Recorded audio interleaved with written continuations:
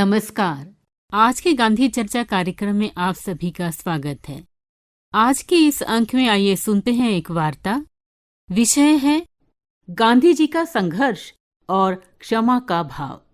वार्ताकार हैं डॉक्टर वर्षा दास।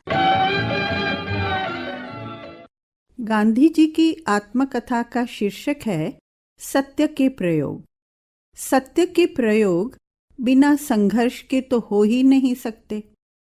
गांधी जी ये सारे प्रयोग पहले खुद पर करते थे और उससे जिस सत्य की प्राप्ति होती थी उसे अपने परिवार, आश्रम, समाज एवं देश की गतिविधियों में कार्यान्वित करते थे।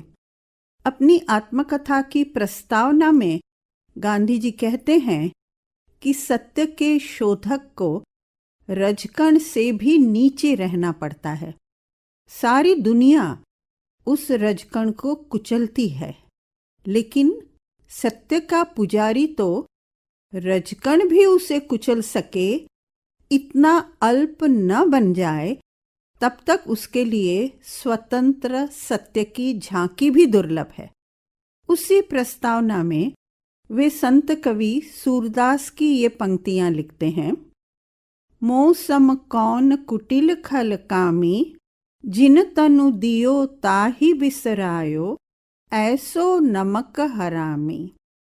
इस प्रकार का आत्म परीक्षण और आत्मशोधन ही तो आंतरिक संघर्ष की प्रक्रिया है। इसलिए शुरू में गांधी जी कहते थे कि ईश्वर सत्य है, लेकिन बाद में कहने लगे सत्य ही ईश्वर है। गांधी जी के संपर्क में आने वाले कई लोगों ने उनका संघर्ष और क्षमा भाव देखा है, उसके बारे में लिखा भी है। मैं प्रारंभ करती हूँ काका साहेब कालेलकर ने दर्ज की हुई एक घटना से।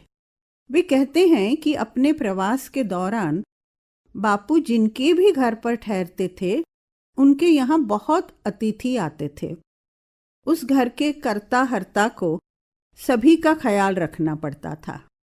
एक बार वे रेवा शंकर जी के घर रुके थे।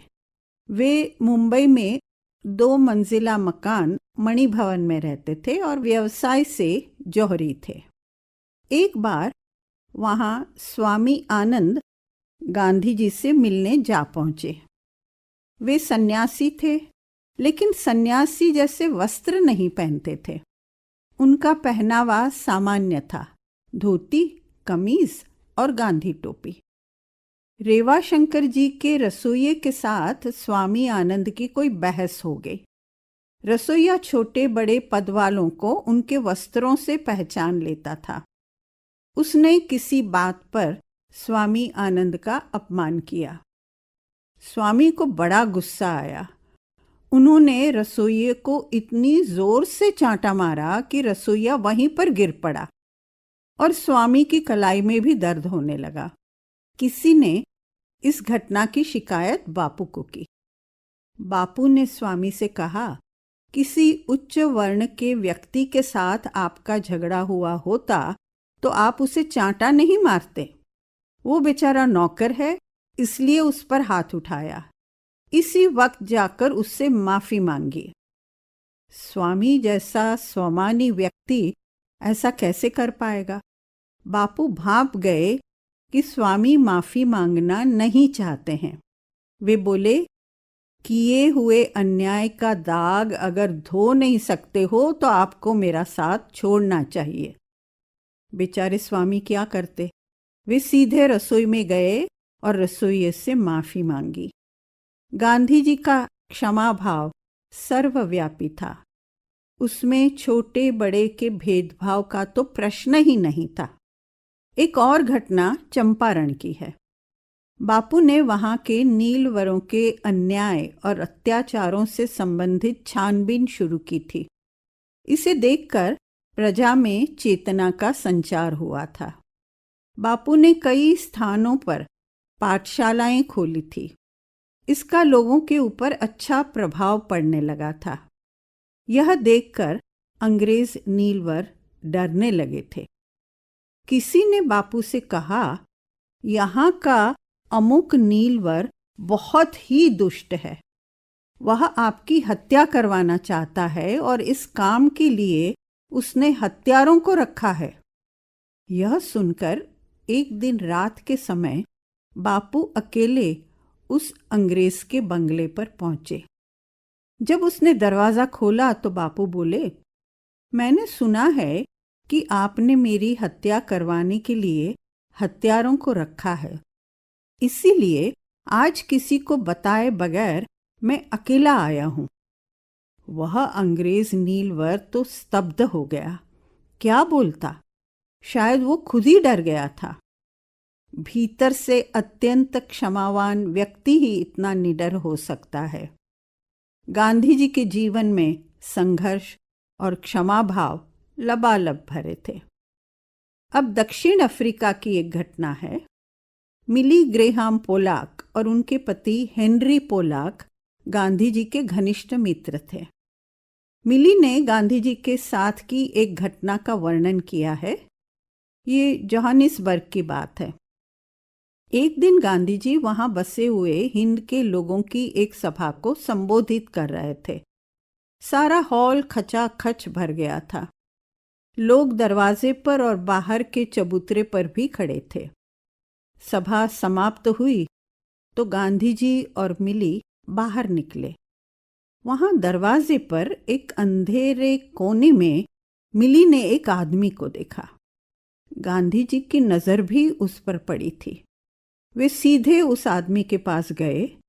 अपने हाथ में उसका हाथ लेकर शांत, स्वस्थ और गंभीर आवाज में उसे कुछ कहने लगे।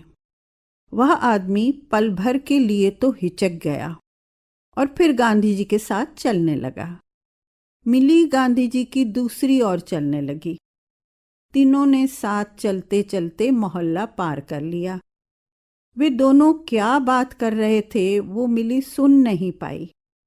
अगर सुन भी पाती तब भी समझ नहीं पाती। दोनों बहुत ही धीमी आवाज में बोल रहे थे। फिर उस आदमी ने कोई चीज गांधी जी के हाथ में थमा दी और वो चला गया। इस सारी घटना से मिली उलझन में पड़ गई। मिली ने गांधी जी से पूछा, उसे क्या चाहिए था? उसकी कोई खास मांग थी क्या? गांधी जी ने कहा, हाँ, वो मेरी जान लेने आया था। मिली चौंक उठी। आपकी जान लेने? कितनी डरावनी बात है। वो पागल है क्या? गांधी जी बोले, नहीं, उसे लगता था कि मैं हिंद के लोगों से दगा कर रहा हूं। मैं अंग्रेजों की खटपट में शामिल होकर हिंदियों का अहित करना चाहता हूं। उसके बावजूद मैं हिंदियों का मित्र और नेता होने का दिखावा कर रहा हूं।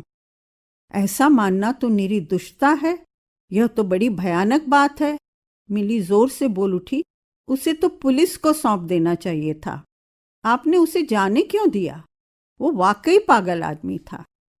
गांधी जी बोले, नहीं, वो पागल नहीं है। उसे वहम है। उसकी सोच गलत है। तुमने देखा ना, मैंने उससे बात की। उसके बाद उसने छुरा मेरे हाथ में दे दिया। वही छुरा वह मुझ पर चलाने वाला था। अगर उसने अंधेरे में हमला किया होता तो? मिली ने चिंता से पूछा। गांधी जी तुरंत बोल उठे, इतना डरो मत। उसके मन में तो था कि इसे मार डालूं, लेकिन ऐसा करने की हिम्मत उसके मन में नहीं थी। उसने सोचा था, उतना बुरा यदि मैं सचमुच हूं तो फिर तो मैं हत्या के लायक ही था। लेकिन अब वह इसके बारे में नहीं सोचेगा। बात खत्म हुई। अगर मैं उसे पुलिस से गिरफ्तार करवाता तो वह मेरा शत्रु बन जाता, लेकिन अब तो वह मेरा मित्र बन जाएगा। गांधी जी के संघर्ष भरे जीवन और क्षमा भाव का यह कितना उम्दा उदाहरण है। गांधी जी का संघर्ष और क्षमा का भाव, इस विषय पर अभी आप ये वार्ता सुन रहे थे। वार्ताकार थी डॉक्टर वर्षा दास। श्रोताओ, इसके साथ ही गांधी चर्चा का ये अंक यहीं समाप्त होता है। प्रस्तुतकर्ता जसबीर कौर सेखों। नमस्कार।